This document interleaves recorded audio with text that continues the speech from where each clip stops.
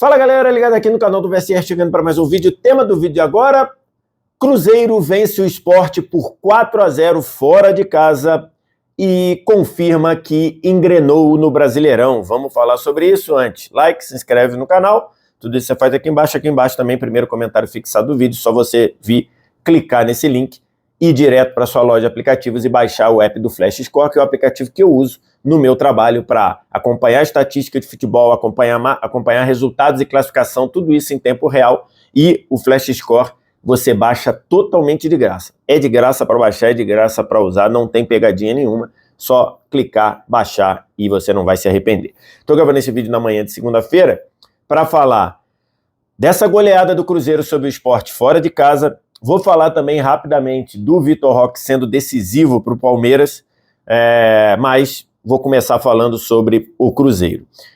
Tenho analisado muito o Cruzeiro aqui no canal do VSR e o torcedor tem dado a resposta e me elogiado, me criticado, mas tem vindo aqui no canal para ver eu falando do Cruzeiro.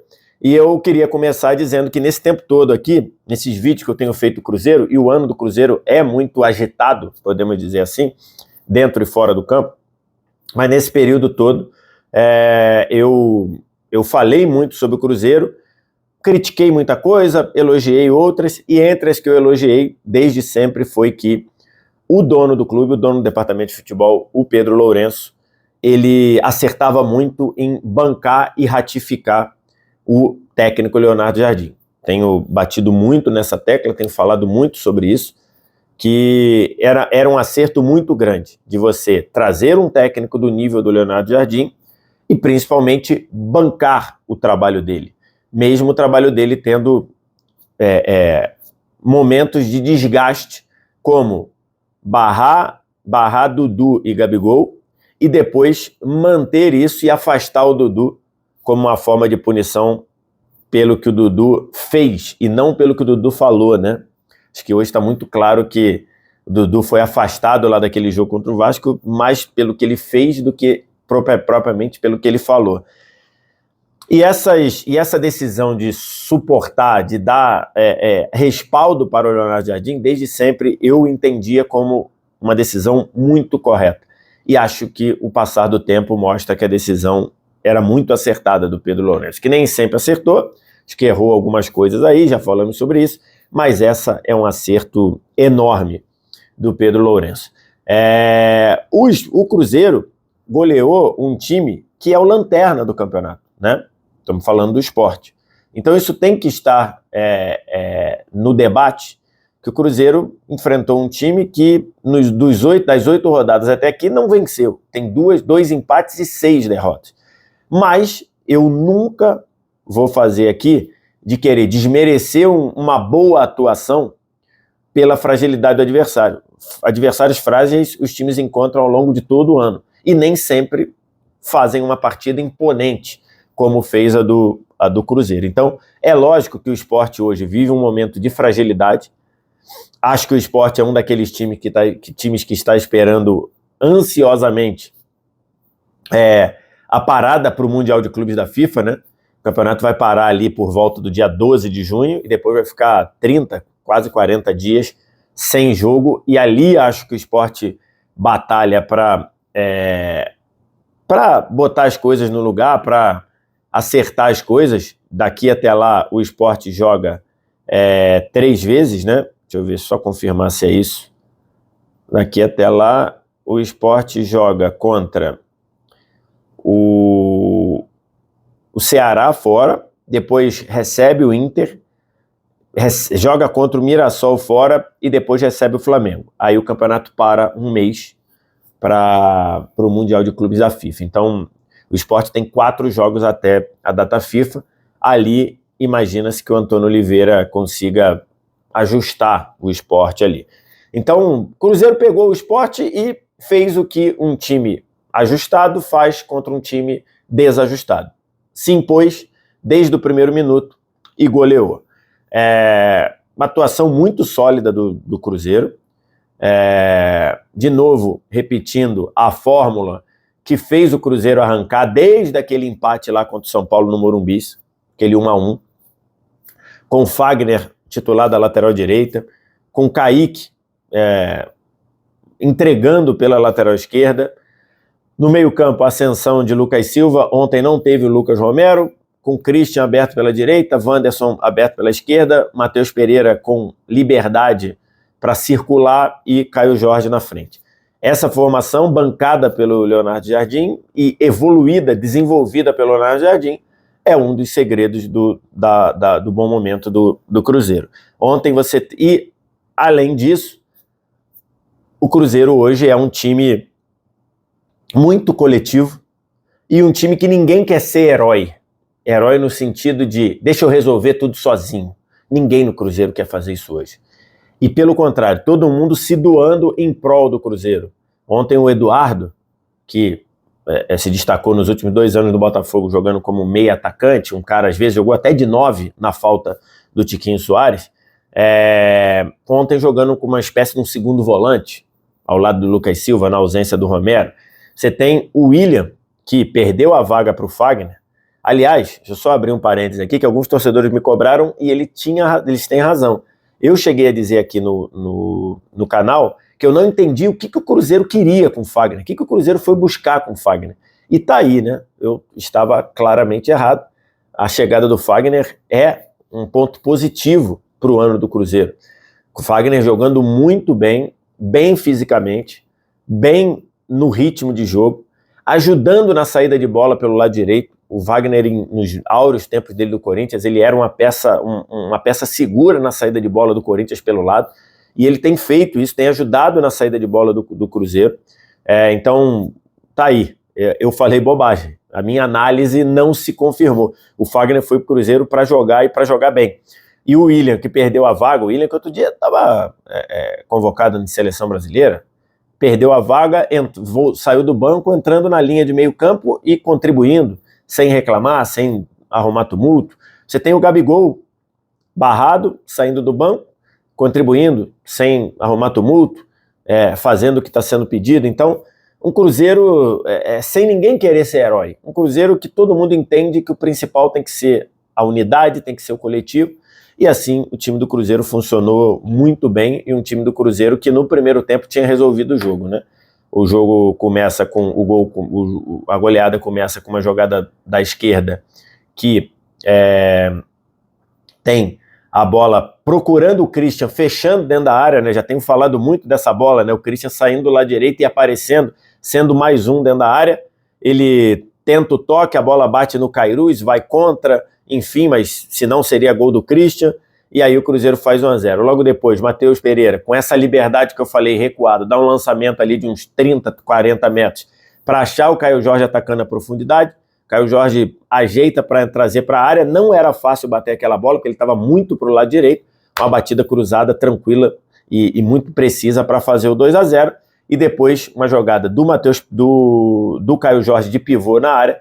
Ele prepara a jogada, prende 2 jogadores do Sport e rola para o Matheus Pereira fazer o 3-0. O jogo tinha acabado no primeiro tempo. No segundo tempo, o Cruzeiro deu uma administrada. O Matheus Pereira, mostrando muito bem o nível de comprometimento do Matheus Pereira, faz a pressão, aproveita o erro do zagueiro do Sport, dribla o goleiro e faz o 4-0.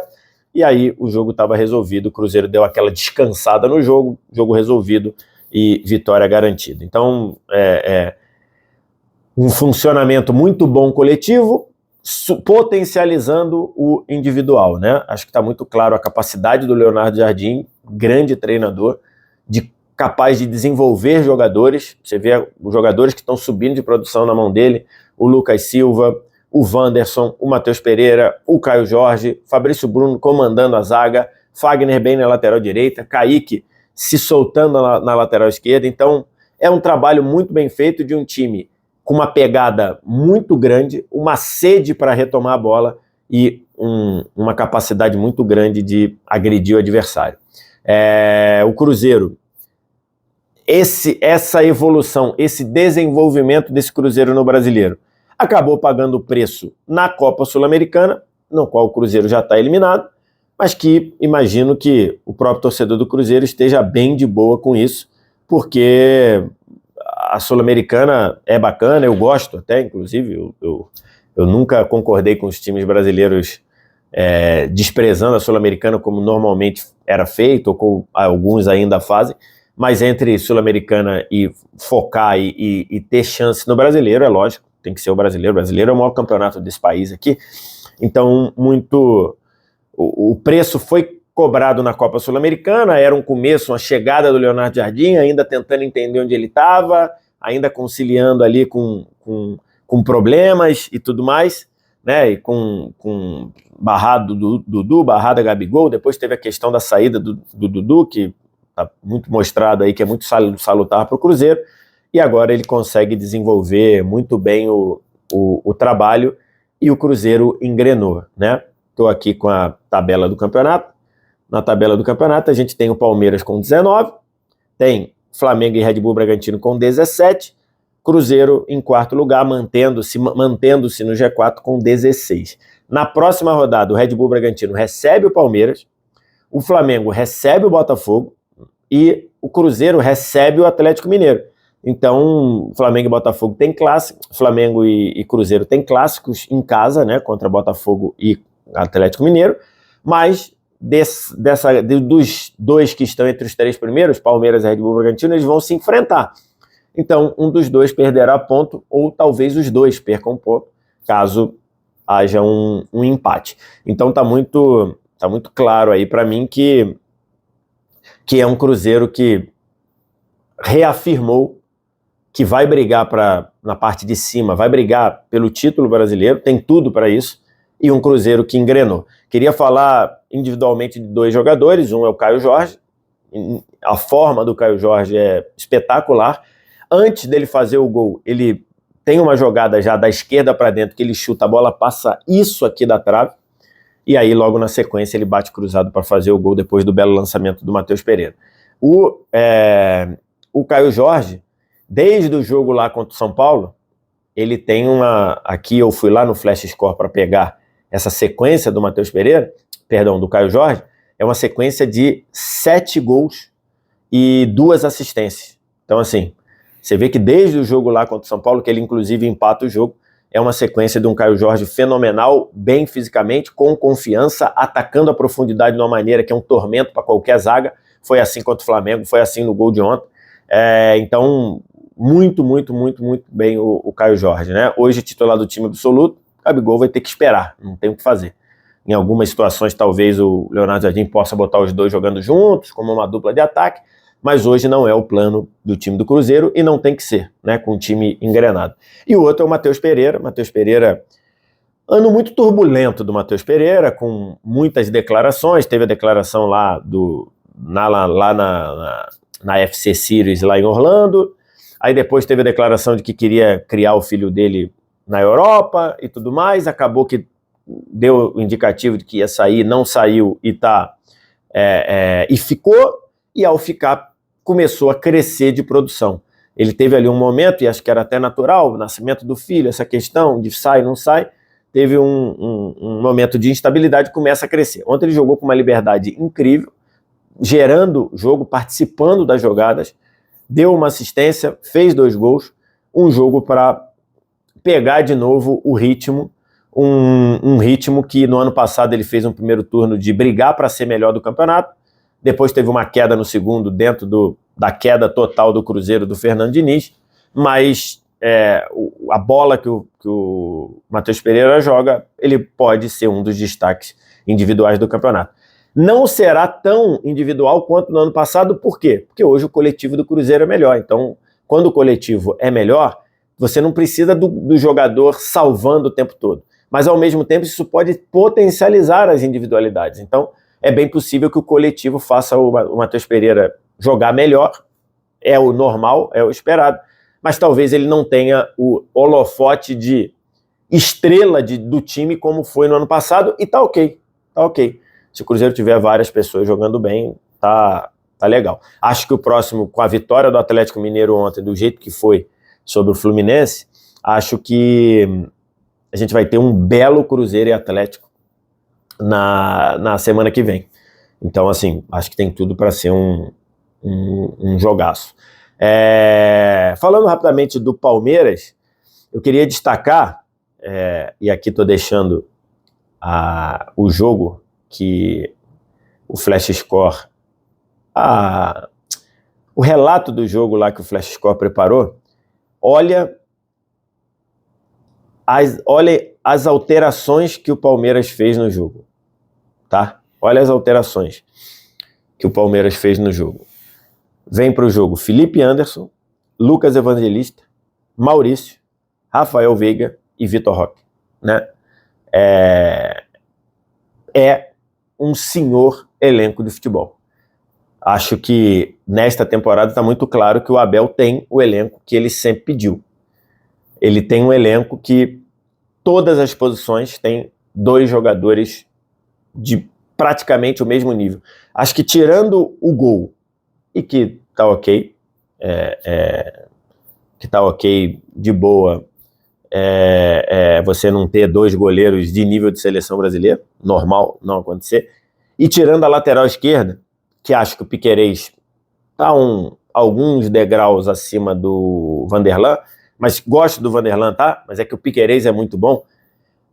Todas as outras posições você tem jogadores muito próximos do titular e reserva, né? A ponto de, num jogo, num clássico, você tirar do banco essa galera aqui. Felipe Anderson, Evangelista, que seria titular aí em, 80% da Série A, Maurício, Veiga e Vitor Roque. E isso manteve o Palmeiras com uma pegada a ponto de ganhar o jogo na última bola, no gol do Vitor Roque. Vitor Roque que fez o gol contra o Vasco, o gol que abriu a história dele goleadora no Palmeiras.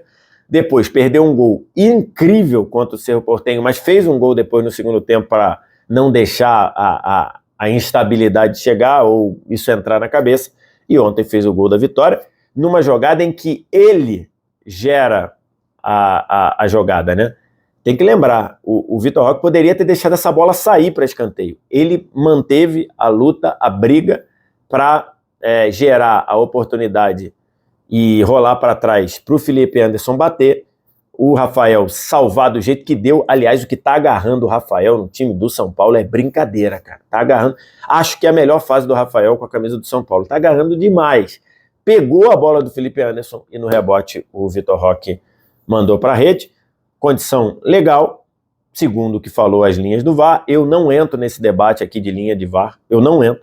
Falo sempre aqui, a mesma linha que tira, te dá no jogo seguinte, a mesma linha que te dá hoje, te tira no jogo seguinte. É isso que a gente tem, é essa a definição da imagem, que não nos deixa com certeza de nada.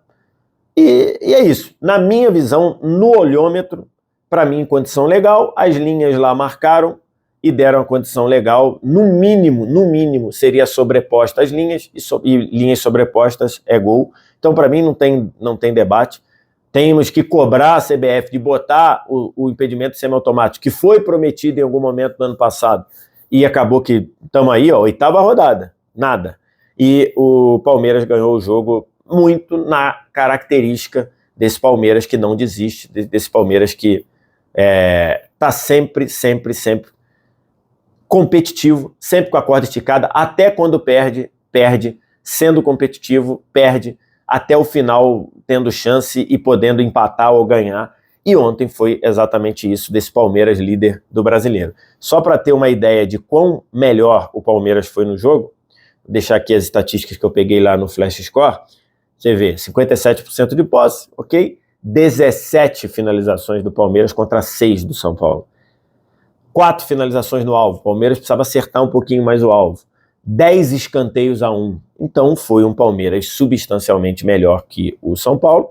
E o gol no fim, acho que acabou sendo merecido pelo volume de jogo. Sendo merecido pelo que os dois times produziram. E o Vitor Roque, acho que estava no vídeo que fiz aqui, da chegada do Vitor Roque, é um jogador com muita capacidade, um jogador que tem tudo para ser diferenciado no futebol brasileiro, já garantindo aí 6 pontos para o Palmeiras nos últimos 2 jogos, né? 1-0 contra o Vasco, gol dele, 1-0 contra o São Paulo, gol dele. Então, nas últimas 2 rodadas de Brasileiro, garantiu aí 6 pontos para o Palmeiras, líder do Brasileirão com 19, mas tá tudo muito embolado, todo mundo muito perto. O Flamengo ganhou do Bahia bem, o Red Bull Bragantino ficou no empate contra o Grêmio, mas o empate com sabor de vitória, porque ele tomou um gol aos 42, fez o gol aos 43, então assim, e o Cruzeiro nesse bolo aí chegando. Quero te ouvir, o que você acha, o que você pensa do Cruzeiro? Diz aqui embaixo nos comentários. No mais, like, se inscreve no canal, sininho das notificações, deem no primeiro comentário fixado do vídeo, baixa o app do Flash Score, totalmente de graça para você. Você analisa futebol e fica muito bem informado sem pagar nada por isso. Obrigado demais pela audiência, um abraço, tchau.